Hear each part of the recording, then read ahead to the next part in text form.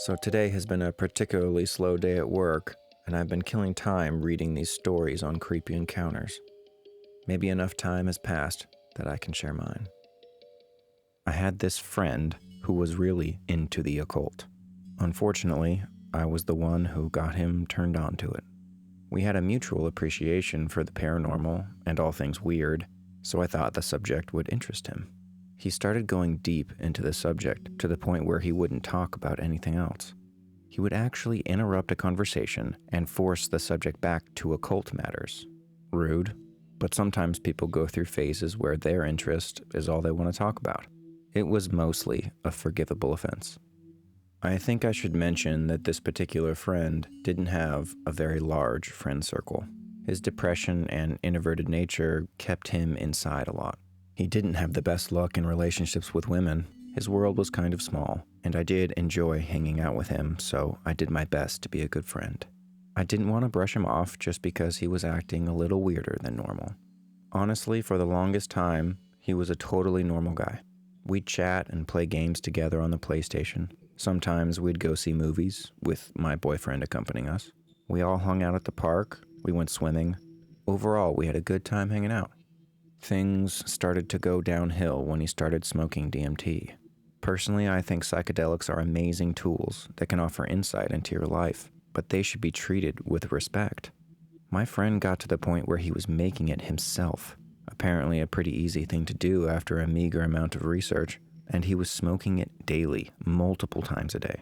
For those of you who aren't familiar with the substance, when you smoke it, you get transported to a different world.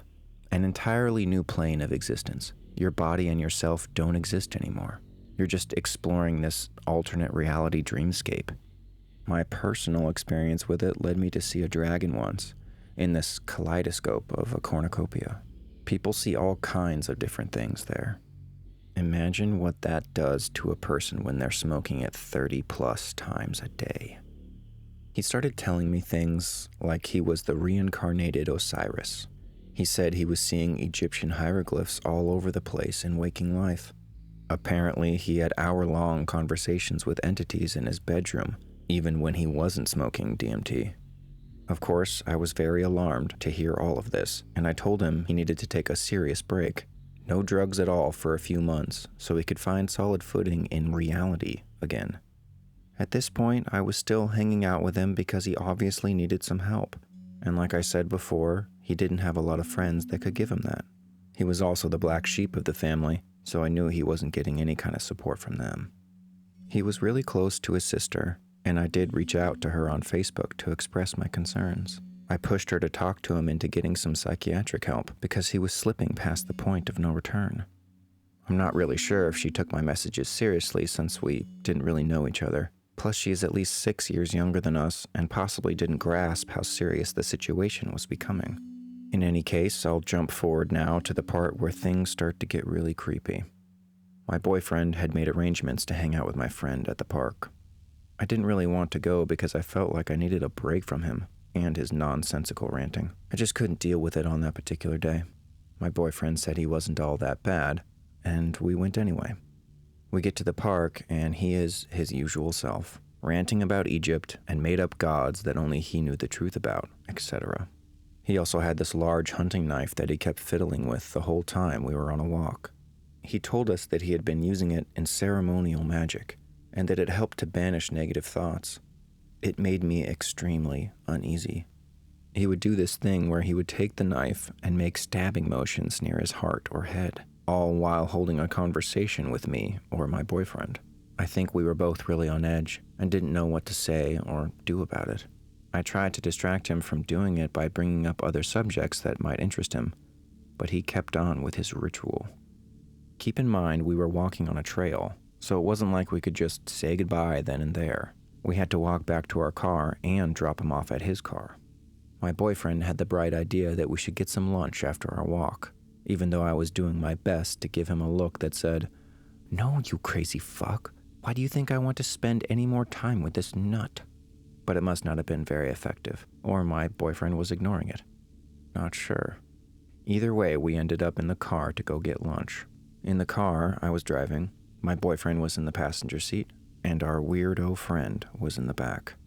As we're headed through a busy part of town where all the shopping and restaurants are, I hear the distinctive sound of a belt buckle coming undone. Then I hear the worst sound imaginable.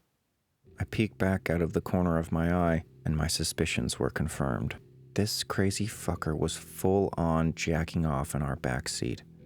I mean, pants down all the way, bare ass on the seat, beating it so hard it was like he wanted to rip it off.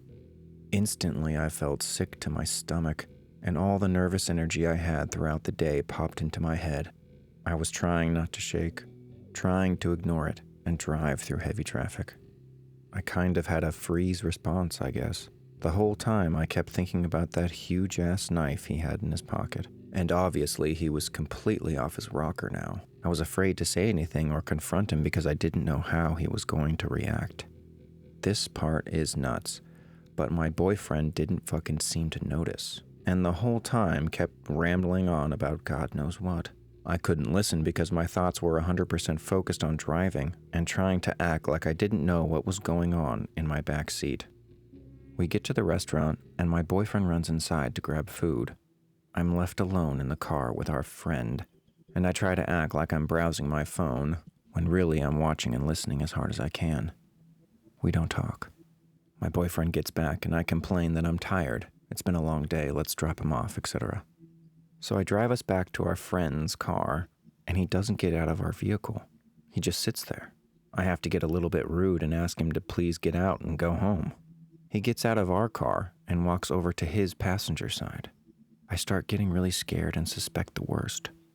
He pulls a gun out of some kind of bag he had on the seat and just walks over to our car with it. I don't know why the fuck I did this, but I was so pissed I just got out of my car and walked right up to him. I was maybe 3 feet away, and I could see it was a loaded 9mm. I kept asking him over and over, "What are you doing? What are you doing? What are you doing? What are you doing? What are you doing?" Because apparently that's all my brain could think to do. Finally, I told him to get in his car and go home. He never said anything during this whole time. Just kind of cried and had this wild look in his eye. For whatever reason, he got back in his car and drove off. I told my boyfriend, obviously we are never hanging out with him again, and that I didn't even want to talk to him anymore. No contact, nada. A few months pass, and he occasionally messages me through the PlayStation or texts my phone. He says a lot of random stuff, and I just ignore it. It turns out he moved down to Tennessee near Nashville. I don't know why. He had a roommate, and I think their girlfriend lived there. I'm not really sure about the situation. I think maybe he's turning his life around and getting a fresh start down there. I think it's best to cut all contact and let him regroup.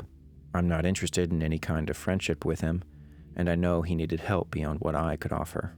Again, I reached out to his sister and let her know that he had a gun.